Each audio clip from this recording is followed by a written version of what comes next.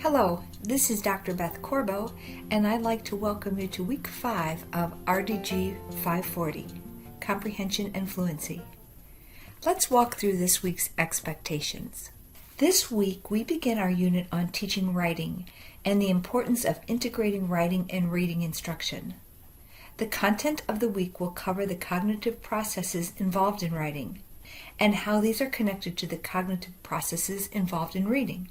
Why writing is difficult for many students, a framework for teaching writing, teaching handwriting and spelling, and sentence level writing. After completing Week 4, it is our goal that you will be able to describe the national achievement data on writing, identify the cognitive systems and processes that are engaged during writing, distinguish the lower level and higher level language demands of writing, explain the role of working memory in writing, explain the relationship among handwriting, spelling, and composition, identify and practice the most powerful techniques for teaching letter formation, and analyze a progression and principles for spelling instruction. Let's begin by taking a broad look at this week's requirements. You will be responsible for participating in a discussion board. Following the readings, you have a number of activities related to the readings. 2 of these will be practice activities, and 2 will be retrieval practice, focus on the content of the readings. And as always, the first discussion post will be due Thursday, and response posts and everything else is due on Sunday. Let's take a look at the readings for this week. First, Graham's 2019 article identifies factors that inhibit good writing instruction, including instructional time, teacher's preparation, and beliefs about writing. He includes specific recommendations for helping teachers and the public acquire the needed know-how to make this a reality. You will read a book chapter from Wolf and Berninger where they share the value of explicit instruction and regular practice of handwriting skills.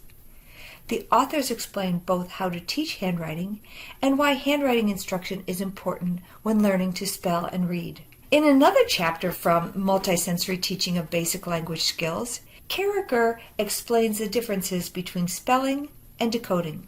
Qualities of a good speller are described, along with an explanation of how to outline a structured, sequential, cumulative spelling program.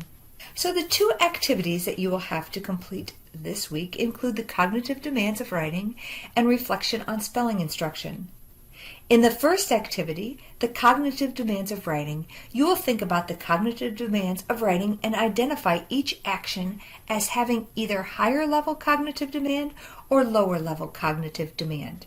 In the second activity, reflection on spelling instruction, you will answer 2 questions about spelling instruction. Your short responses should be 3 to 5 sentences in length. You will also complete 2 retrieval practices. The first of these will focus on handwriting, and the second of these will focus on spelling. Retrieval practice is more powerful if there is a bit of struggle involved. That's what cognitive science tells us. So try your best to answer each question from memory before checking your text.